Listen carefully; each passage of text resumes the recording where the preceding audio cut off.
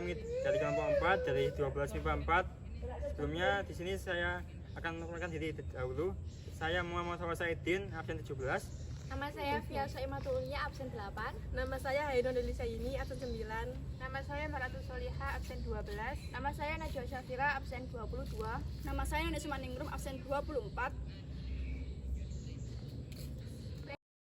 Kami di sini akan membahas mengenai teladan para tokoh persatuan dalam kesadaran terhadap pentingnya integrasi bangsa. Kami akan menjelaskan teladan dua tokoh dari kalangan kaum bangsawan.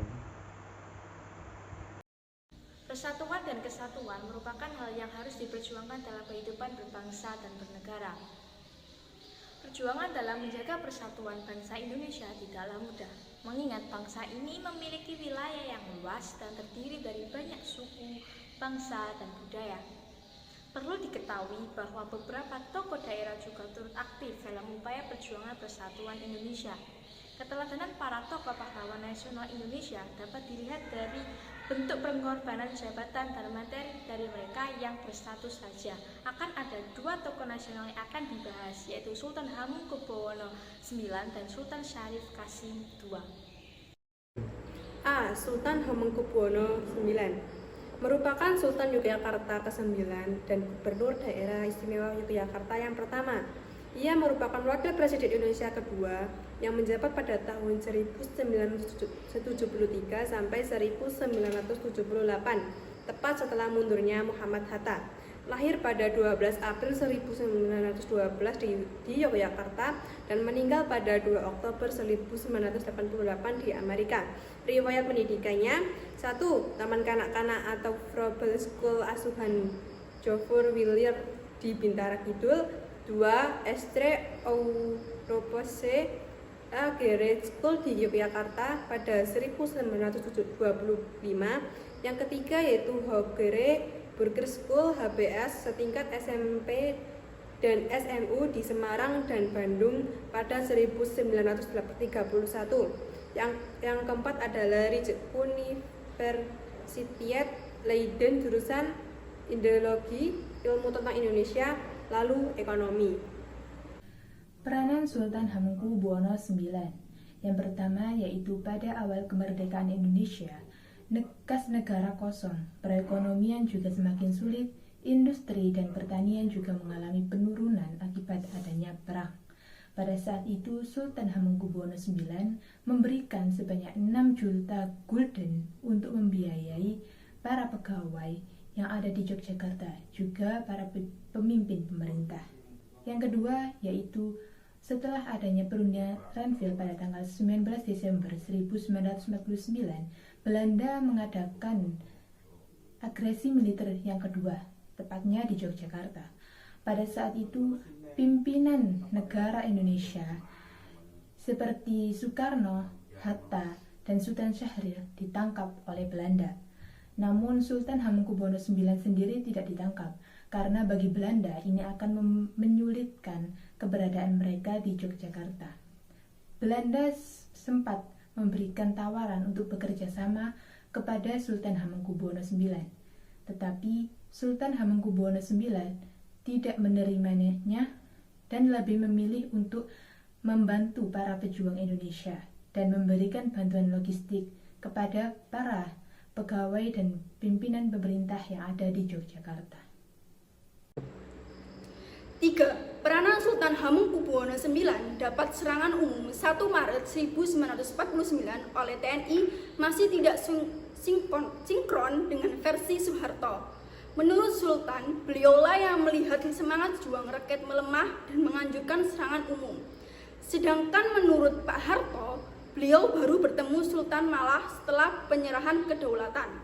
Sultan menggunakan dana pribadinya dari Istana Yogyakarta untuk membayar gaji pegawai Republik yang tidak mendapat gaji sementara agresi militer kedua. 4. Sejak 1946, Hamengkubuwono IX pernah beberapa kali menjabat menteri pada kabinet yang dipimpin Presiden Soeharto. Jabatan resminya pada tahun 1966,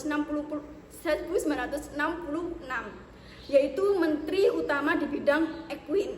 Pada tahun 1979, beliau diangkat sebagai wakil presiden.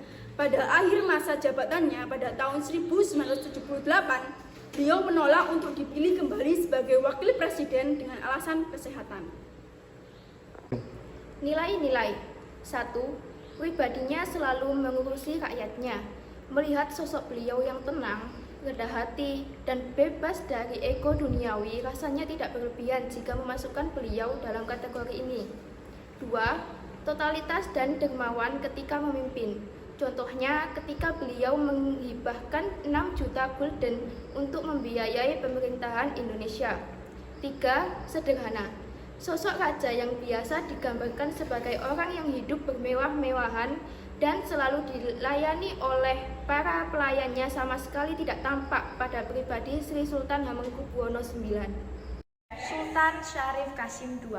Sultan Syarif Qasim II mungkin tak seterkenal Soekarno yang berjuang melalui jalur politik atau Sudirman yang berjuang menjadi gerilyawan. Namun bagi masyarakat Riau, Raja terakhir Kesultanan Siak Sri Indrapura ini amat berjasa bagi Republik Indonesia yang lahir di Kesultanan Siak Sri Indrapura 1 Desember 1893 dan meninggal di Pekanbaru 23 April 1968.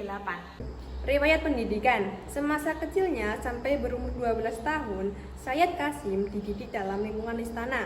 Sebagai calon pengganti ayahnya, ia dididik sebagaimana lazimnya adat raja-raja.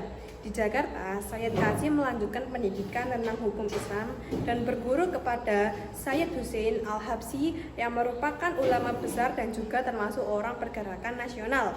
Selain belajar mengenai hukum Islam, ia juga menuntut ilmu hukum dan ketatanegaraan dari Profesor Snok Humronye dan Institut Beck on Volten.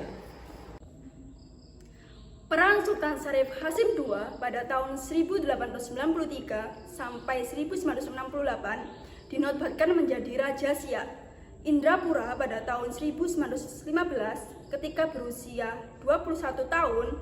Ketika berita proklamasi kemerdekaan Indonesia sampai ke Siak, Sultan Syarif Qasim II segera mengirim surat kepada Soekarno-Hatta. Beliau menyatakan kesetiaan dan dukungan terhadap pemerintah RI serta menyerahkan harta senilai 13 juta gulden untuk membantu perjuangan Republik Indonesia. Selanjutnya, Sultan Syarif Qasim II juga membentuk Komite Nasional Indonesia di Siak, Tentara Keamanan Rakyat TKR, dan Barisan Pemuda Republik. Beliau juga segera mengadakan rapat umum di Intara serta mengibarkan bendera merah putih dan mengajak raja-raja di Sumatera Timur lainnya untuk turut berpihak kepada Republik. Saat revolusi kemerdekaan pecah, Sultan Syarif aktif mensuplai bahan makanan untuk para laskar.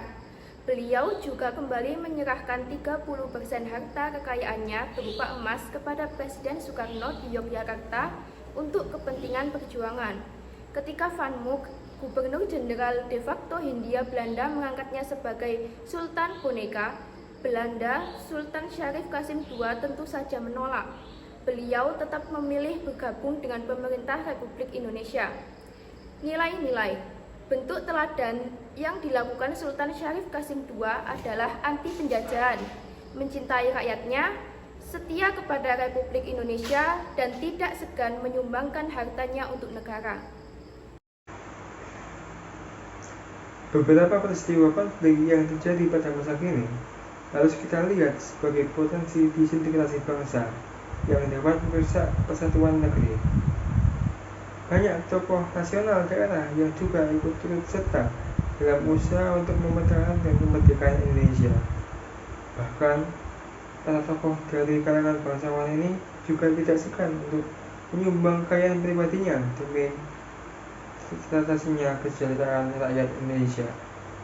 Semoga hal ini dapat menjadi teladan bagi kita semua sebagai generasi penerus bangsa. Oleh karena itu, sebagai pelajar malah kita selalu semangat dalam mempelajari berbagai hal dan mampu menerapkan nilai-nilai kaum bangsawan tersebut dalam kehidupan sehari-hari.